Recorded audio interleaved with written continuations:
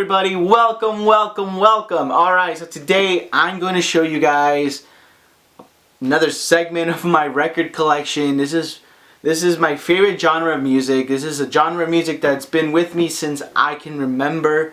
It's been a part of my childhood, my teen years, my young adult life, and to today. I'm of course talking about my Cumbia record collection. I have a pretty decent stack here. I haven't been able to find a whole lot of it because I just don't know. I haven't really seen these in the wild too often. When I do, sometimes they're priced really nice, like $2-3 a piece. That's when the person or the whatever, like the store, doesn't know what they have. And then sometimes I'll see them priced at $15-$25. I've seen one go for $50. It was a Celia Cruz record. Hard pass on that. But yeah, you gotta get it, sort of lucky and find these. But yeah, there's no way that I would be at a party, like a family party, and there not be any cumbias. There's always a bomb food, tasty ass cumbias playing in the background. It's just this amazing genre of music, and there's no mistake, because this is one of the biggest genres of music in all of Latin America, originating in Africa and then making its way to Colombia, and then there sort of being influenced by the Colombian culture and traditions, their instrumentation and their music, and then moving to Ecuador, and then Chile and Mexico and Argentina. I mean, everywhere. It spread like wildfire, and it's trickled into the US. Now we have bands like The Commons, with a double E, Commons, mixing cumbia and punk music. And it kind of reminds me of like ska music making its way to Southern California, like in the 90s, with bands like fucking Operation Ivy, Sublime, No Doubt, that kind of vibe.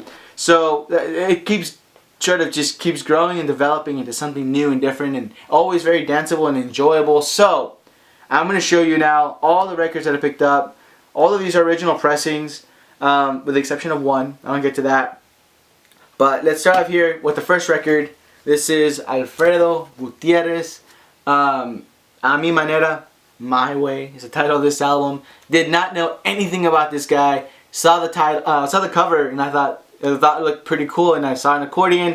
I'm a big fan of like the accordion and the organ, like that churchy organ sound.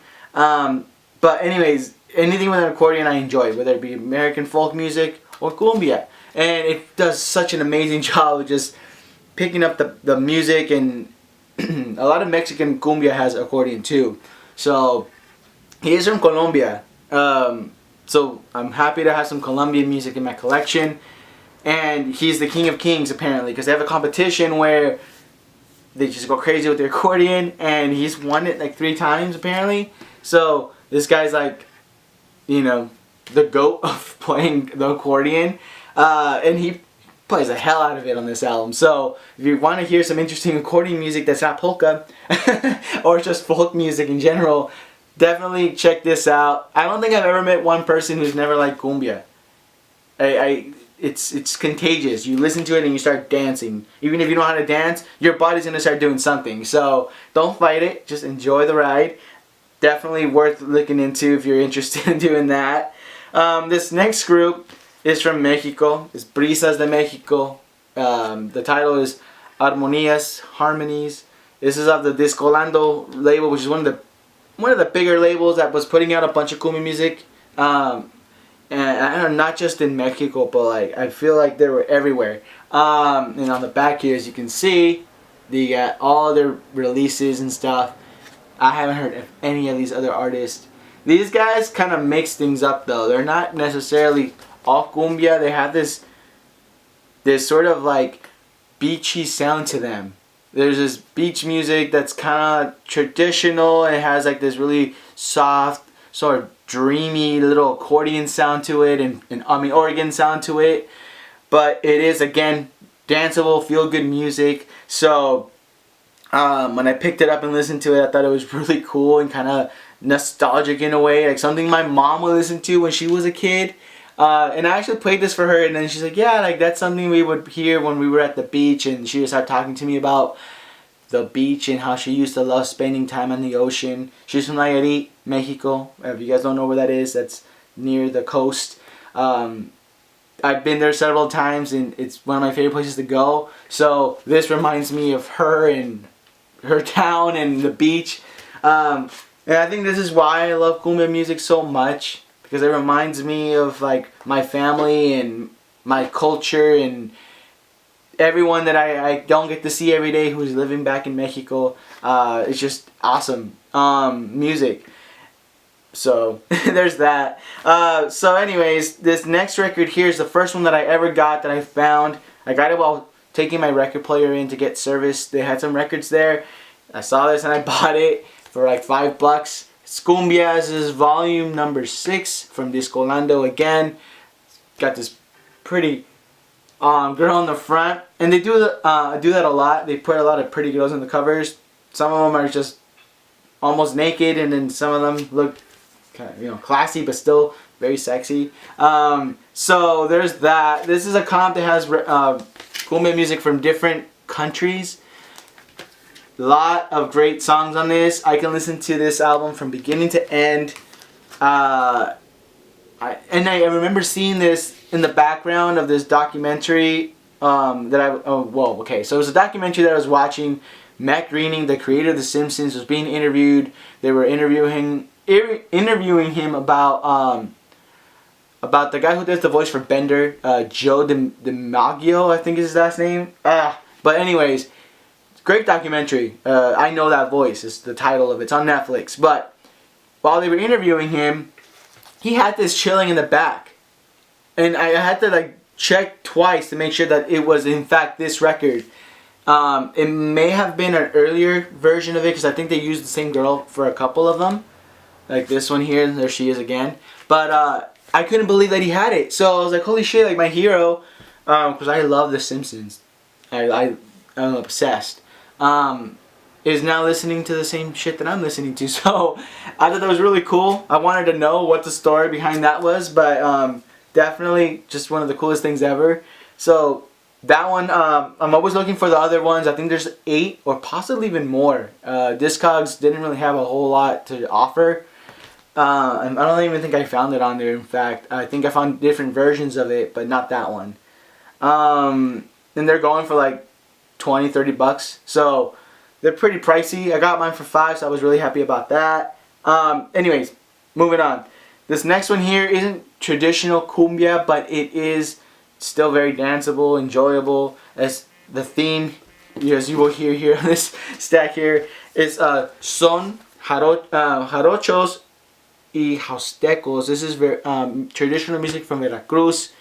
As you can see here and depicted on the corner, they're dressed very nicely. There's a traditional like suit and dress that the woman wears, and the dance is very formal, and I think it's like a courting type of dance, and I don't know, but there's a lot of traditional influence in this music, a lot of traditional instruments from Veracruz, but it still has this sort of like cumbia vibe to it. This is Conjunto Villa Alvarado. So yeah, I haven't found any more of these jarocho records.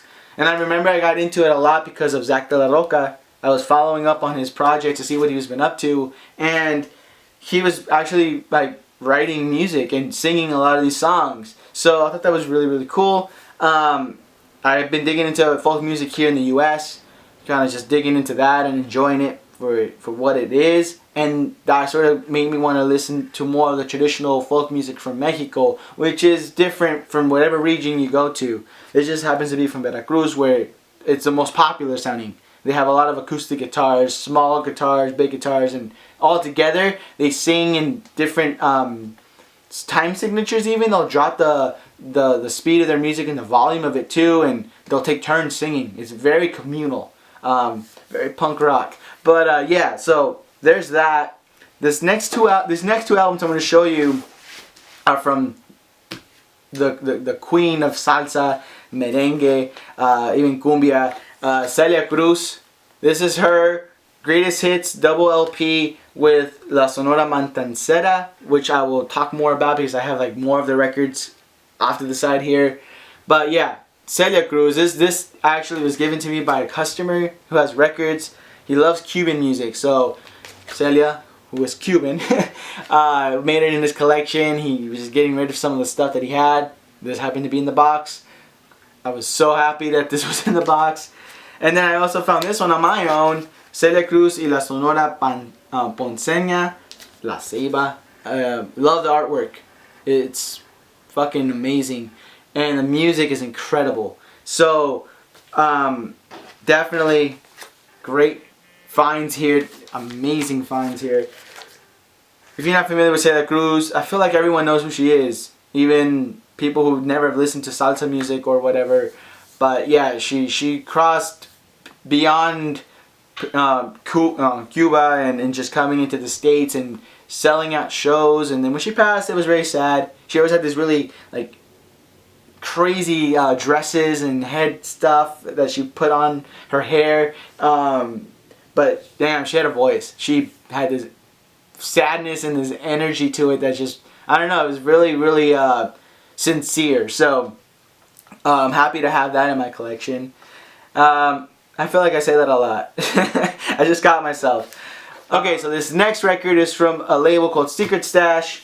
Los Destellos Constellation is the title of this album, meaning constellation, as you can see from the cover. Here is the back.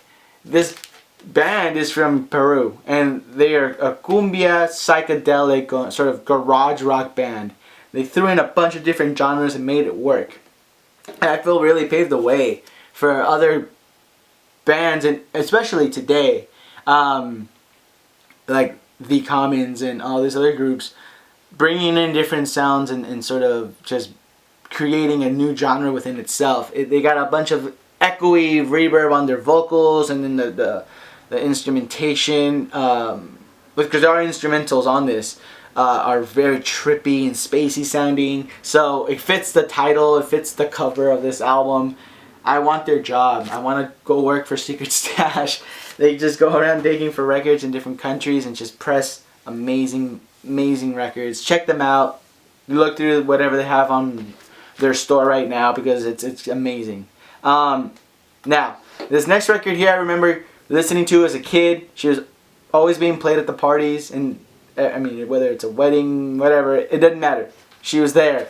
It's La Sonora Dinamita. This is her greatest hits. I love this cover because I just remember it from being a kid. My mom had it on cassette. A lot of great songs on this album too.